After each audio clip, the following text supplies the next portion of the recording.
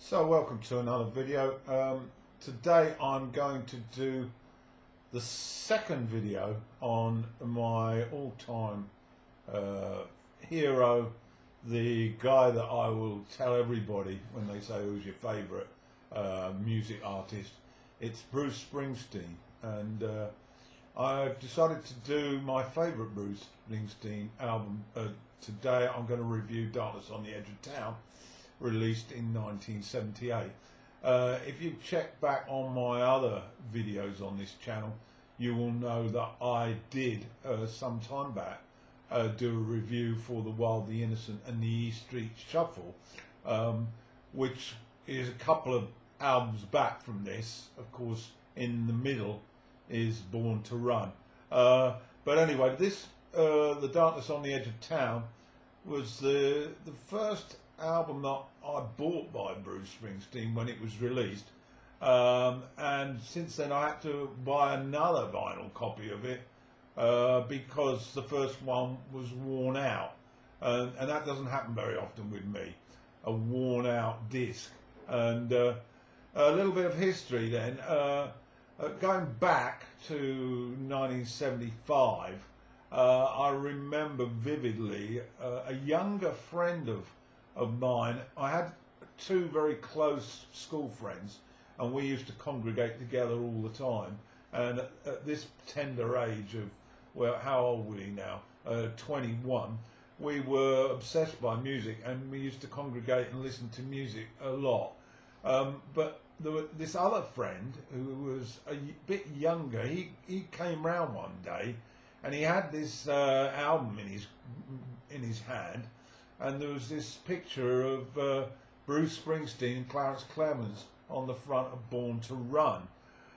He said, "This is absolutely fantastic, you must listen to it." So we all sat down and we listened to both sides of Born to Run. And I have to confess, when it came to the end, I thought that it was really quite average and inept. Of course, I don't feel that now. But that was the feeling. So it was with some interest, but some trepidation, that I bought Darkness on the Edge of Town. And just a point about that, of course, there's been a fair bit of time between albums. Yeah, there's been a major contractual dispute between Bruce and his then manager, Mike Apple, and obviously it wasn't what the boss wanted, and so he basically said, well, if I can't get a better deal on this, I'm not going to record any music for distribution.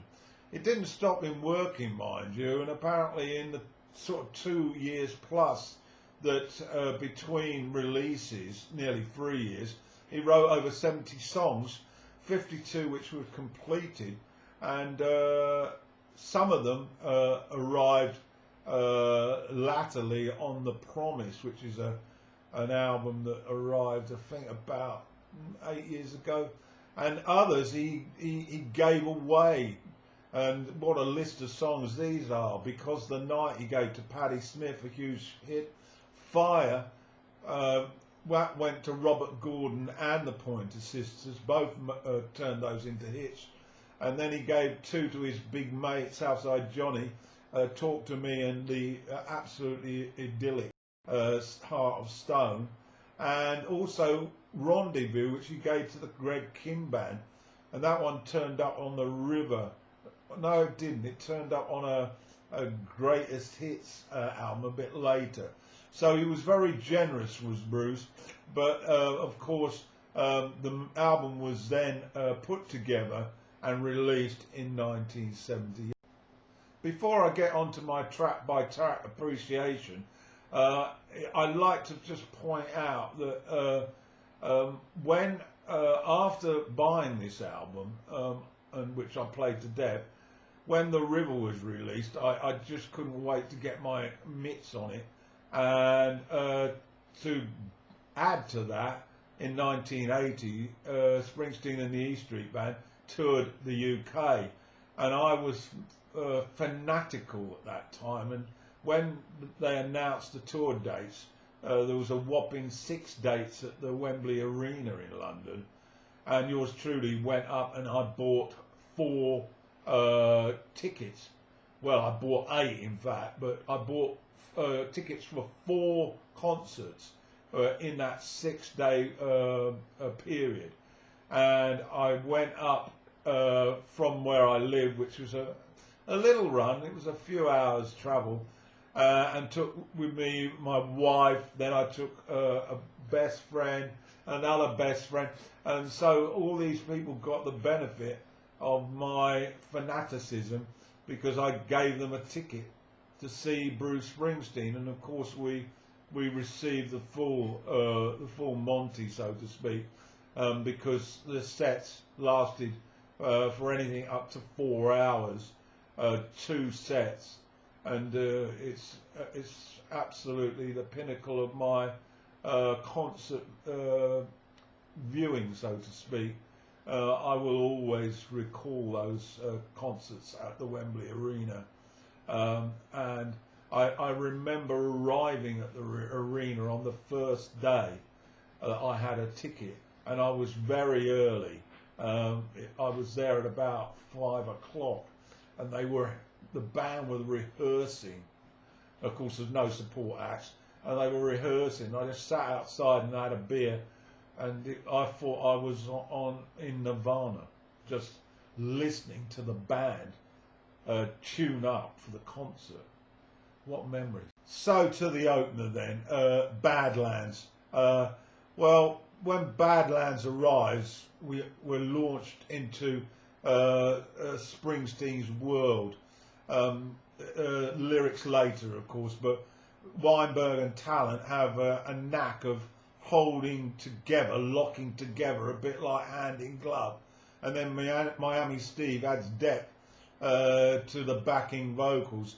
The twin keyboards, of course, courtesy of Bitton and Federici, add a notch to the lead, and it's really awe-inspiring, this track, as Bruce pleas are finally heard.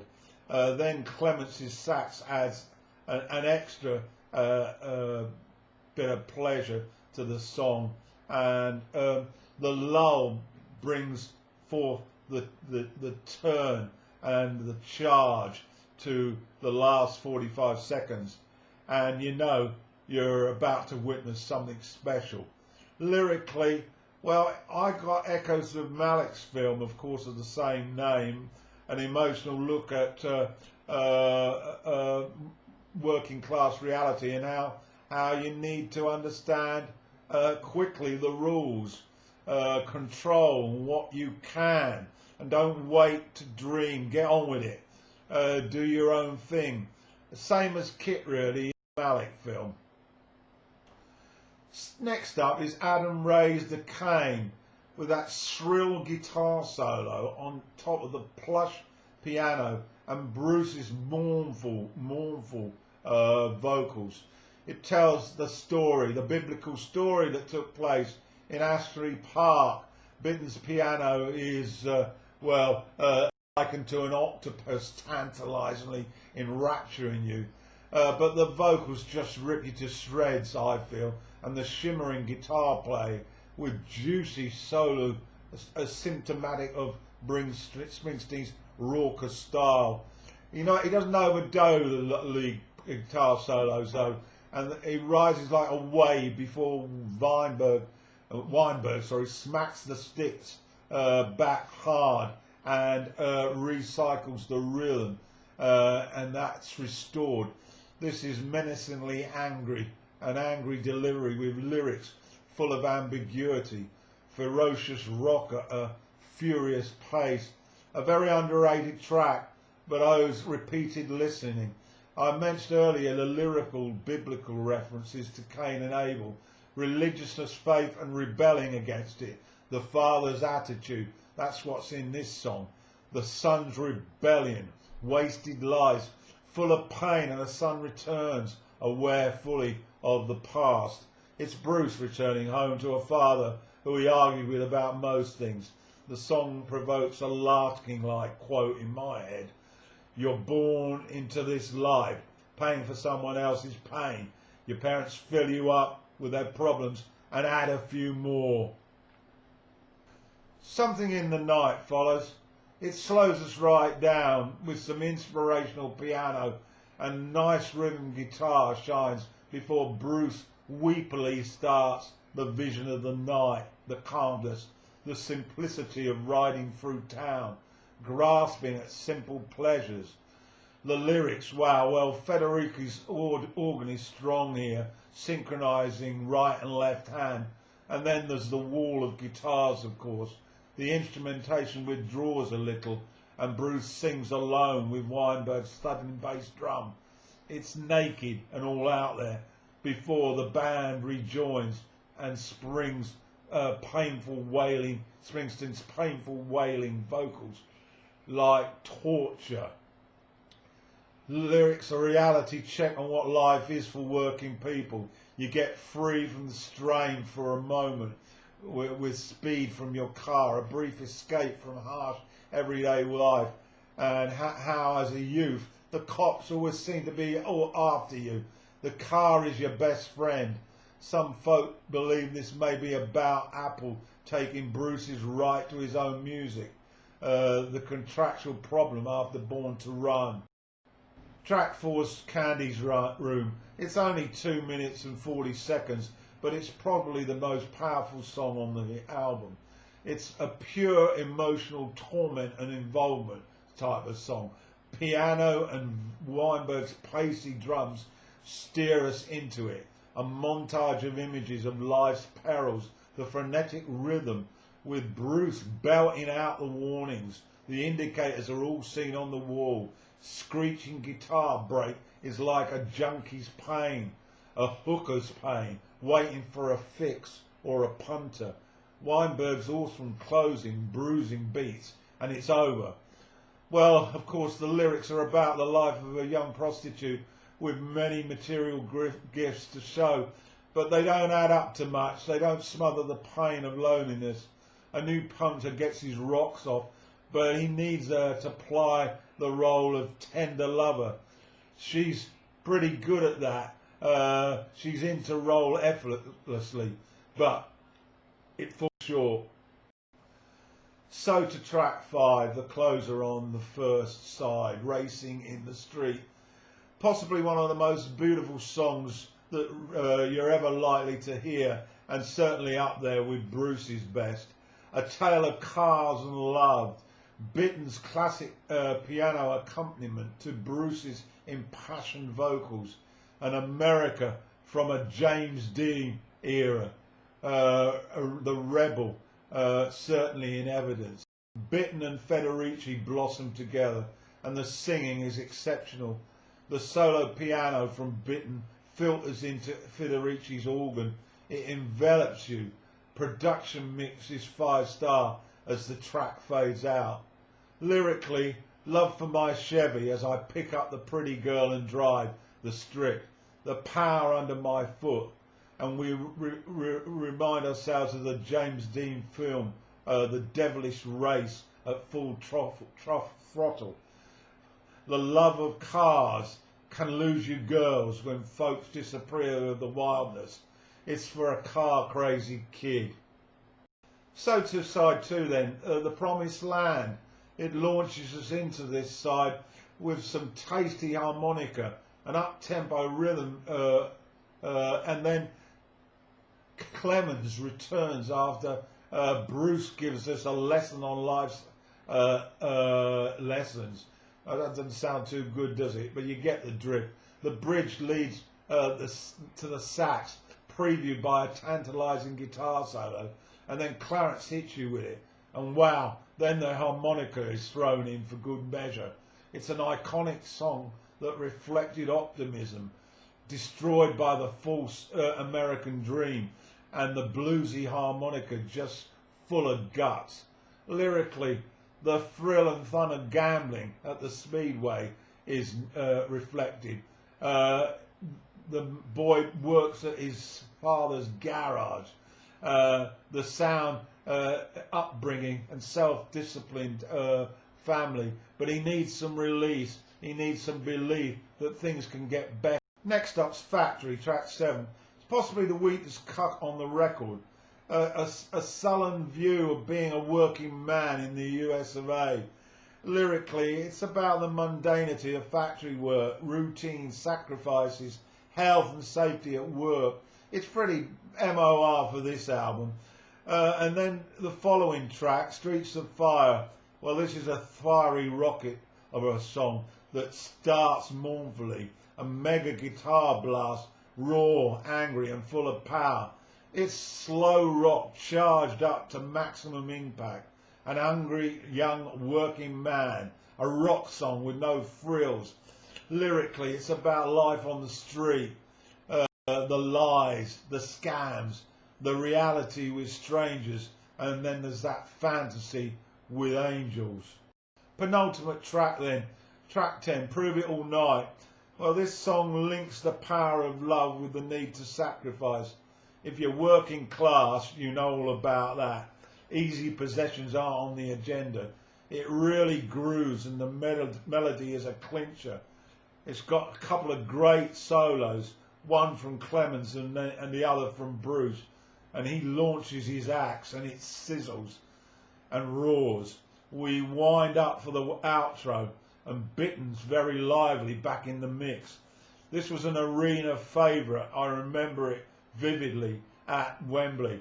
Lyrically, it's about making going out special, particularly when you've got a humdrum job and you're in a working class family with not so much cash. Going out is special. You dress up, you look your best, you want to be different, and sometimes you're rebellious. So we reach the finale, the title track, Darkness on the Edge of Town. The mood is dark. It's a slow blues, drenched in guitars.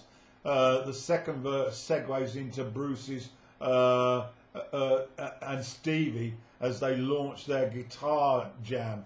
It's very 50s style, I felt. Bruce's vocals are once again hugely passionate, and to the brim the singing glides us towards the exit, and you're all spent, and all the emotion has got out of you, and you are truly reawakened.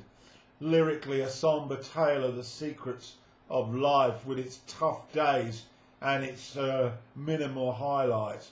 Life is a case of pot luck, the haves versus the have-nots. So, in summary, this really is head and shoulders for me above any of the recorded material that Springsteen's released.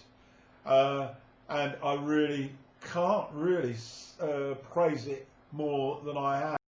Just a word though that I'd like to mention about my love for this man.